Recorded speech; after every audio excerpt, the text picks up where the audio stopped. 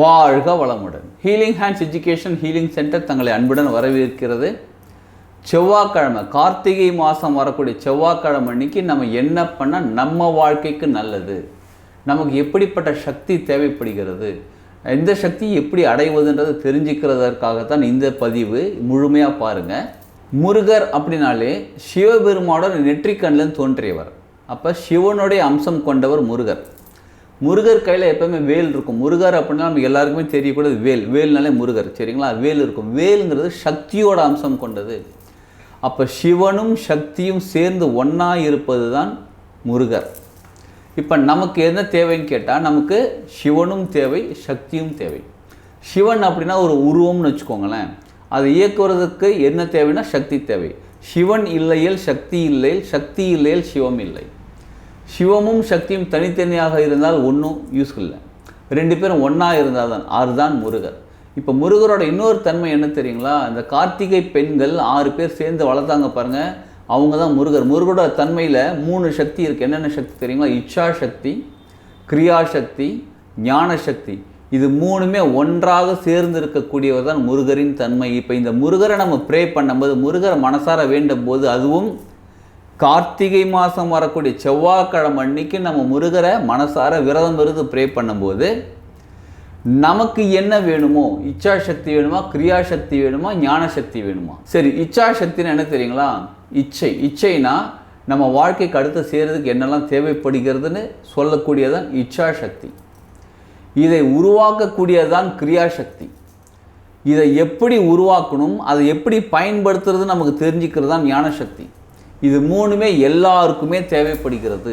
ஏன்னா நம்ம வாழ்க்கைக்கு எது வேணும்னு தெரிஞ்சு, அதை எப்படி உருவாக்குறதுன்னு தெரிஞ்சு, அதை எப்படி பயன்படுத்துறதுன்னு தெரிஞ்சால் மட்டும்தான் நம்ம வாழ்க்கைக்கு முழுமை அடையும். இப்போ என்கிட்ட ஒரு மொபைல் இருக்குங்க. மொபைல் ஆனில் தான் இருக்குது, ஃபுல்லாக சார்ஜ் போட்டு வச்சுருக்கேன். எனக்கு அதை எப்படி யூஸ் பண்ணணும்னு தெரியாது.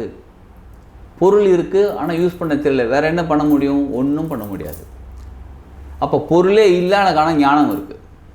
என்கிட்ட மொபைலே கிடையாது, ஆனால் மொபைலை பற்றி கம்ப்ளீட் ஞானம் இருக்குது. உபயோகப்படுத்த முடியுமா? முடியாது. இப்போ மொபைல் இருக்குது, அதோட ஞானம் இருக்குது. இதை எதற்காக பயன்படுத்தணும்? அவுட் கோயிங் கால் பண்ணணும், இல்லை இன்கமிங் கால் வரணும், ஃபேஸ்புக் பார்க்கலாம், வாட்ஸ்அப் பார்க்கலாம், இப்போ இந்த மாதிரி யூடியூப் கூட பார்க்கலாம், இந்த மாதிரி பல விஷயங்கள். அப்போ எல்லாமே கலந்தால்தான் 3மே இச்சாசக்தி, கிரியாசக்தி, ஞானசக்தி 3மே நம்மக்கிட்ட இருந்தால் மட்டும்தான், முழுமை அடைந்தால் மட்டும்தான் நமது வாழ்க்கை முழுமையடையும். அப்போ நம்ம என்ன பண்ணணும்னா முருகரை ப்ரே பண்ணணும். என்னைக்கு? செவ்வாய்க்கிழமை அன்னைக்கு ப்ரே பண்ணுறது. அதாவது என்னைக்கு? இந்த மாதம் கார்த்திகை மாதம் அன்னைக்கு நம்ம முருகரை ப்ரே பண்ணும்போது இந்த 3 சக்திகளும் நமக்கு கிடைக்கும். இப்போ இந்த 3 சக்தியும் நான் அடைகிறதுக்கு நான் என்ன பண்ணணும்? செவ்வாய்க்கிழமை அன்னைக்கு, கார்த்திகை மாதம் வரக்கூடிய செவ்வாய்க்கிழமை அன்னைக்கு நீங்கள் என்ன பண்ணுங்கள்? அருங்கோணம் வரைங்க. ஃபஸ்ட்டு மேல் நோக்கி ஒரு முக்கோணம், அப்புறம் கீழ் நோக்கி ஒரு முக்கோணம் வரைஞ்சிட்டு 6 கார்னர் இருக்கும் பாருங்கள். 6 கார்னர்லையும் விளக்கு வைங்க. அதாவது மண் விளக்கு, அகல் விளக்கு வைங்க. வச்சு நெய் தீபம் ஏற்றுங்க. முடிஞ்ச அளவு பசு நெய்யாக இருந்தால் ரொம்ப நல்லது. பசு நெய் தீபம் ஏற்றுங்க. தீபம் ஏற்றிட்டு நடுவில் ஒரு விளக்கு வச்சுக்கோங்க. அதாவது மொத்தம் 7 விளக்கு வரும். 6 பக்கம் 6 கார்னரில் 6 விளக்கு, நடுவில் ஒரு விளக்கு வச்சு நெய் தீபம் ஏற்றிட்டு மனசார நீங்கள் கந்த சஷ்டி கவசம், கந்தகுரு கவசம், வேல்மாரில் ஏதாவது ஒன்று படிங்க. இந்த இச்சாசக்தி, கிரியாசக்தி, ஞானசக்தி 3ம் அடையிறதுக்கு என்ன பண்ணணும் அப்படின்னா, நீங்கள் முருகர்கிட்ட வந்து உட்காந்துக்கோங்க. உங்கள் வீட்டில் முருகர் சிலை இருந்தால், முருகர் ஃபோட்டோ இருந்தால் வச்சுக்கோங்க, முன்னாடி வச்சுக்கோங்க. வச்சுட்டு அருங்கோணம் வரைங்க. மேல் நோக்கிய முக்கோணம் ஒன்று, அப்புறம் கீழ் நோக்கிய முக்கோணம் ஒன்று. அருங்கோணம் வரைஞ்சிட்டு ஓம், நடுவில் ஓம் எழுதிக்கோங்க. மேலே ச ர வ ந ப வ, சரவண பவன் எழுதிக்கோங்க. எழுதிட்டு அந்த 6 கார்னர்லையும் 6 அகல் விளக்கு வைங்க. வச்சு நெய் ஊற்றி நெய் தீபம் ஏற்றுங்க. இன்னொரு விளக்கு எடுத்து நடுவில் வச்சு ஓம் இருக்குது பார்த்தீங்கன்னா, அது மேலே வச்சு அதிலே நெய் தீபம் ஏற்றுங்க. மொத்தம் 7 விளக்கு ஏற்றி வச்சுட்டு அமைதியாக உக்காந்து ஓம் சௌம் சரவண பவ ஸ்ரீம் ஹ்ரீம் க்ளீம் க்ளௌம் சௌம் நமக இந்த மந்திரம் சொல்லுங்கள். இல்லையா? ஓம் சரவண பவ சொல்லுங்கள். எனக்கு கந்த சஷ்டி கவசம் தெரியுங்க, எனக்கு கந்தகுரு கவசம் தெரியும், எனக்கு வேல்மாரில் தெரியும். உங்களுக்கு என்ன தெரியுதோ அதை பாராயணம் பண்ணுங்கள்.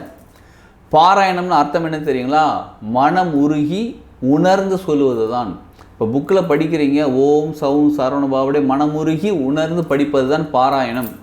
அப்படி பாராயணம் பண்ண தெரிஞ்சால் பாராயணம் பண்ணுங்கள். இப்படி பண்ணுறதுனால நமக்கு அந்த 3 சக்தியும் கிடச்சி நம்ம வாழ்க்கை சூப்பராக மாற ஆரம்பிக்கும். சரிங்க, இதை நான் வீட்டிலேருந்தே செய்கிறேன். கோயில் போகலாமா? எந்த கோயில் போகலாம்? சென்னைக்கு மிக அருகில் உள்ள சிறுவாபுரி கோயில் போங்க.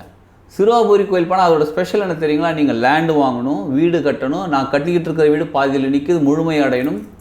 நான் லோன் போட்டிருக்கேன், எனக்கு லோன் கிடைக்குமா? ஹவுசிங் லோன் போட்டிருக்கேன், லோன் கிடைக்க மாட்டேது. வீடு கட்டுறது எல்லாமே ரெடியாக இருக்குது. லேண்டு எனக்கு பிரச்சனையாக இருக்குது. எனக்கு வர வேண்டிய சொத்து லேண்டு, முக்கியமாக லேண்டு.